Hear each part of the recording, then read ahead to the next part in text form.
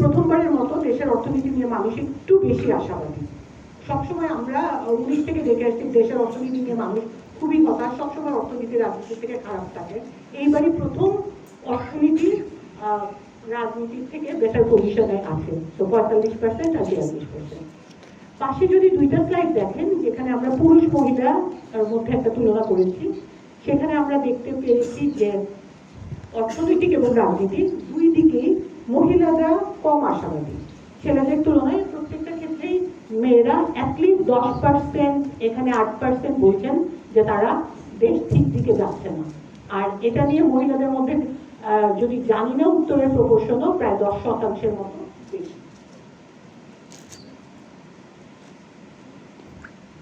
একই দিকে দেশ কোন দিকে যাচ্ছে এটা জিজ্ঞেস করার পরে আমরা মানুষকে জিজ্ঞেস করি যে বাংলাদেশের এখন এই মুহূর্তে আপনার কাছে প্রধান সমস্যা কোনটা।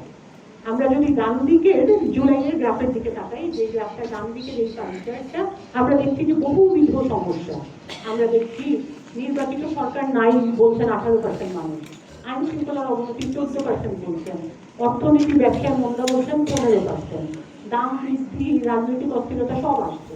তার মানে আমরা এখন যেটা দেখছি যে অনেক রকমের সমস্যা, সবগুলি মোটামুটি সমান গুরুত্বপূর্ণ যেটা মানুষ বলছেন। কিন্তু ঠিক তার 6 মাস আগে আমরা যখন অক্টোবরে 6-7 মাস আগে যখন জিজ্ঞেস করেছি, তখন কিন্তু আমরা দেখছিলাম যে অর্থনীতি নিয়ে তখন কনসার্ন আরো অনেক বেশি ছিল। 50% মানুষ বলছিলেন দাম বৃদ্ধি তাদের প্রধান সমস্যা। অন্যান্য সমস্যার মধ্যে 16, 10, 7 যেগুলো আছে ছিল, কিন্তু গুরুত্ব অনেক বেশি ছিল দ্রব্যমূল্য নিয়ে। তার মানে দ্রব্যমূল্যের কনসার্ন কিছুটা কমে এসছে এবং অন্যান্য জিনিসের সমস্যা প্রকট হয়েছে, তাই আমরা হয়তো এই ধরনের উত্তর দেখতে পাচ্ছি।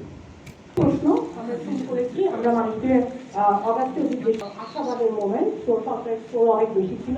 75% মানুষ বলছিলেন যে তারা 75% স্কোর দিতে মানুষে আসছিলেন, যেটা অক্টোবরে একটু কমেছে, জুলাইতে কমেছে। তার মানে তো আমরা এই সার্ভেতে এটা নিয়ে মানুষকে জিজ্ঞেস করেছি যে আপনারা সংস্কার নিয়ে কি ভাবছেন।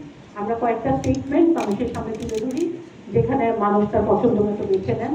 আমরা দেখছি সবচেয়ে বড় যে গ্রুপটা যারা বলছেন যে ভালো মতো সংস্কার করে তারপর নির্বাচন, 51% মানুষ। আরো একদল বলছেন যে 17% বলছেন কিছু জরুরি সংস্কার করে নির্বাচন দেওয়া।